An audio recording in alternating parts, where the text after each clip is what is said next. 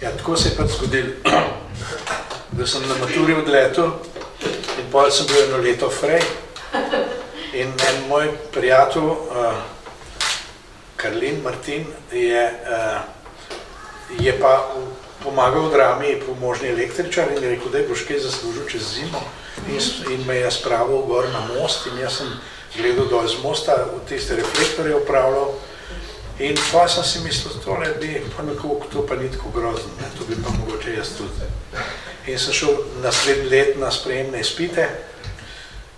Režiser Franci Križaj me je pripravljal, dal mi je za prebrati Čehovega Medveda, pa tisto predavanje o škodljivosti tobaka nekaj in sem jaz se tisto malo naučil, ne, in potem pa ni bilo več blizu, pa sem rekel, pa kaj zdaj to najbrž.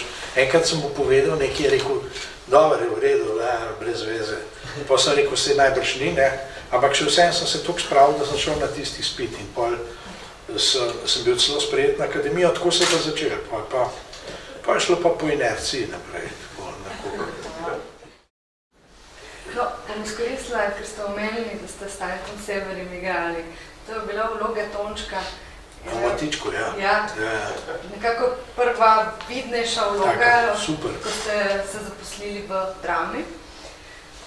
In o tem obstaja tudi ena anekdota, pa bi vas prosila, če bi jo delili z nami, da se mi zdi tako fina. Ja, enkrat je, ko se Tonček se preobleče od dekliča, in pol je tam tista vrsta in no, dekliči in tako naprej sta neki baron na letu neki jih nagovarja in jaz tam odzad stojim oblečen v punčko in sem zavriskal vmes med njegovim tekstom. In se jo je užgal za mano po odru in sva letala ene 3 kroge v krog in pol seveda publika so začeli pa ploskati in je bil blazen aplavz in pol sem ušel in pa so se pa odzad za odrom je tak dolg hodnik pookrožen in sva se tam srečala. In je rekel, Janez, poslušaj zdaj ti mene, to se meni ne dela, veš, to kde veš, sem rekel, ja, prostno, ampak veš kaj, obdržva, je rekel. In od takrat naprej, na vseh predstavah je bil tak aplavz, da se je tako budil za mano, raketa, je bil super. Tako da on je imel tak nos za te reči, kaj če deluje, bolj tudi užaljen, da bom kot veliki. Naj bo, pa naj bo tako. Super je bilo. Najbrž je bilo zelo neumno. Jaz sem imel že 4 otroke, ne, in kolegice so me strašno zmerjale, med njimi tudi Ivanka, pa Majda, pa Tokarca, pa so rekli, smrkot z belim kruhom, se kregaš, koš pa zdaj počel, se rekel, bom že kaj, saj bo že neko, ampak ne moram hoditi na tablo gledati, kje sem pa kaj bom zdaj, skočil kaj odločati vse. Jaz moram reči, da sem imel blazno srečo, da sem to rdečo nit med teatrom in med drugimi zadevami obdržal, ker me je Lojze Filipič vsak let vzel za eno vlogo v mestnem teatru, tako da sem vedno imel tudi to, da nisem sam gasilske veselice vodil, pa take stvari. Ampak se pravim, da se mi cel življenje neka naključja dogajajo.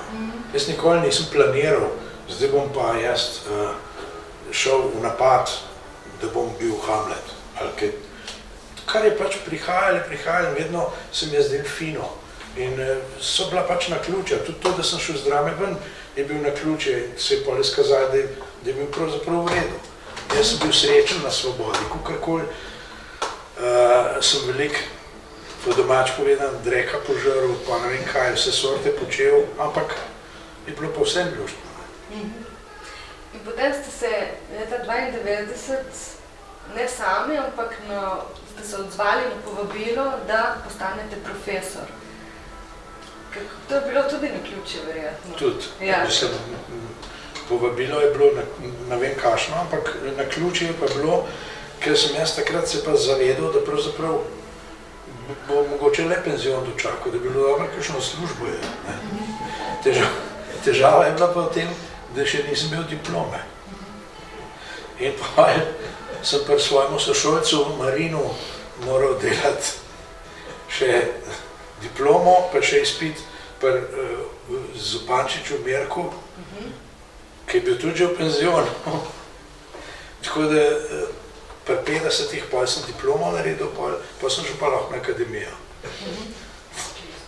In to zdaj pa študentom govorim, dajte diplomirati. Kdaj boste diplomirali? Kdaj ste pa vi? Ja, no, jasno, to je drugače.